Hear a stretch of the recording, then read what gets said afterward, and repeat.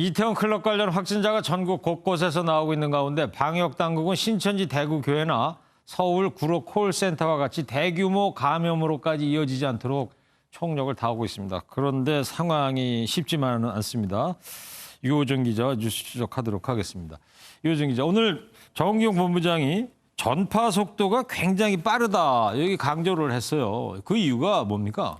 네, 먼저 이 클럽이라는 공간의 특성을 생각해 봐야 하는데요. 네. 좁은 공간에서 수십 혹은 수백 명의 사람이 먹고 떠들고 춤을 추는 곳입니다. 이렇다 보니까 1, 2m 거리 두기는 현실적으로 불가능하고요. 그렇겠네요. 또 혼잡하고 어두운 곳에서 사람들이 마스크를 제대로 끼고 있는지 이걸 하나하나 단속하기도 쉽지 않습니다. 정은경 본부장의 얘기를 직접 들어보시죠. 네.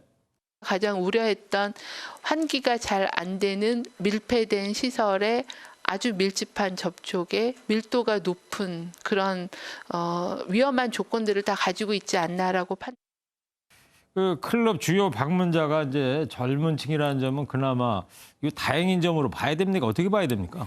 네, 경증으로 그칠 수 있다라는 점에서는 다행일 수 있지만 오히려 방역 당국 입장에서는 더 곤혹스러울 수 있습니다. 어떤 점에서 그렇죠? 네, 젊은 층이요, 이 활동성이 높고 이동 반경이 비교적 넓기 때문인데요. 실제로 용인 66번 확진자의 경우를 보면은 하룻밤 사이에 이게 5시간 동안 돌아다닌 동선인데요. 이태원에 있는 클럽 5곳을 전전한 것으로 조사가 됐습니다. 그러니까 새벽까지 1시간에 한 번씩 막 장소를 옮겼더라고요, 보니까 동선을 보니까. 그만큼 접촉자가 늘어났다라는 얘기인 거죠. 그렇죠. 네, 그뿐만 아니라 이 젊은 층 같은 경우에는 코로나19에 걸렸다 하더라도 증상이 없거나 가벼워서 일상생활을 이어가는 경우가 많습니다. 즉 조용한 전파자였을 가능성이 높기 때문에 우려가 있는 건데요. 네. 방역 당국의 얘기를 직접 들어보겠습니다. 이러한 조용한 전파가 특별히 활동량이 많은 젊은 층의 경우에는 상대적으로 경증도 많을 수 있어서 사실상 우리 주변에 누구라도 환자가 될 수 있고 또 어디서나 전파가 일어날 수 있는 상황임을 네, 실제로 역학조사 결과 이태원 확진자 중 무증상 비율이 30%에 달하고 있습니다.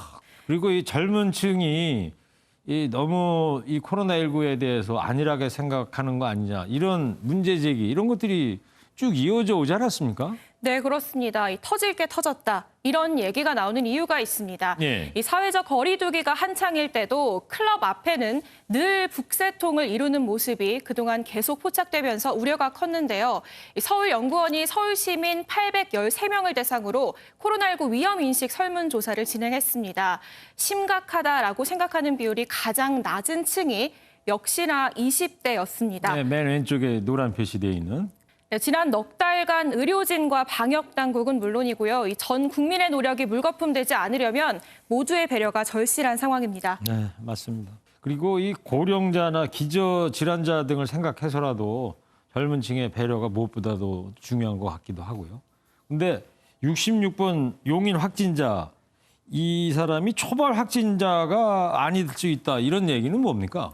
네, 이 초발 환자라고 하면은 이 집단 감염의 시작점이다라고 보면 되는데요. 네. 그러니까 애초에는 클럽 집단 감염이 용인 66번 환자에서 시작이 된 2차 감염일 가능성에 무게가 실렸습니다. 그렇게 처음부터 알려졌었죠. 네, 그런데 이 조사를 한 결과 이 판단이 바뀐 겁니다. 그래요? 네, 감염 후에는 증상 발현까지 사람마다 좀 다르지만 어느 정도 일정 기간이 걸리거든요. 그런데 이 남성이 클럽을 찾은 지난 1일 밤 이미 증상이 있었던 확진자가 나온 겁니다. 예. 여기에 또 이 남성이 클럽을 가지 않은 날에 감염된 확진자도 확인이 됐습니다.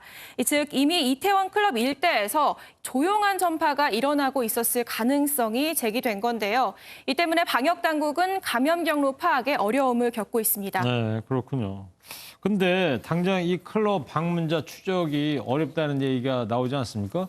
그동안 밀집 시설 경우에는 방문자 명단, 그 명부를 손님이 들어가면 명부를 작성하게 돼 있는 거 아니에요? 네, 그렇습니다. 이름과 연락처를 적게 되어 있었죠. 이 명단은 남아있지만 문제는 정확도가 떨어진다라는 네. 겁니다. 연락처를 허위로 기재한 경우에는 접촉할 방법이 없는 상황이고요. 또 제대로 된 연락처가 없는 외국인 방문자도 상당수 있습니다. 방역의 사각지대군요. 그렇습니다. 그래서 지금 애를 먹고 있는 상황인데 이 때문에 서울시와 방역당국은 경찰과 협조를 하면서 주변 CCTV와 카드 결제 내역, 통신사 기지국 접속 기록까지 모든 방법을 동원할 방침입니다. 네, 그렇군요. 확진자 동선을 보면 말이죠. 클럽 말고도 감염 확산이 우려되는 장소들이 더 있는 것 같아요. 네, 그렇습니다. 바로 직전 리포트에서 보신 강남 소재 수면방도 마찬가지인데요. 네. 좁은 공간에서 익명의 사람과 접촉한다라는 특성상 감염 우려가 높은 곳입니다. 특히 이 외에도 일부 동선에 포함된 곳이요. 이 성소수자가 이용하는 곳이다. 이렇게 알려지면서 접촉자 파악이 더 어려울 수 있다라는 우려가 나오고 있는데요. 이 때문에 정세균 국무총리가 오늘 관련 당부를 직접 남겼는데 마지막으로 들어보겠습니다. 특정 커뮤니티에 대한 비난은 적어도 방역의 관점에서는 전혀 도움이 되지 않는다는 사실입니다. 밀폐된 공간에서 가까이 오래 있으면 누구나 감염의 위험에 노출될 수 있습니다. 접촉자가 비난을 두려워하여 진단검사를 기피하게 되면 그 피해는 우리 사회 전체가 고스란히 떠안게 될 것입니다. 네, 그렇군요. 특정 커뮤니티에 대한 비난이 결국은 우리 사회의 부담으로 돌아올 수밖에 없다. 듣고 보니까 일리가 있습니다. 네. 유호정 기자였습니다.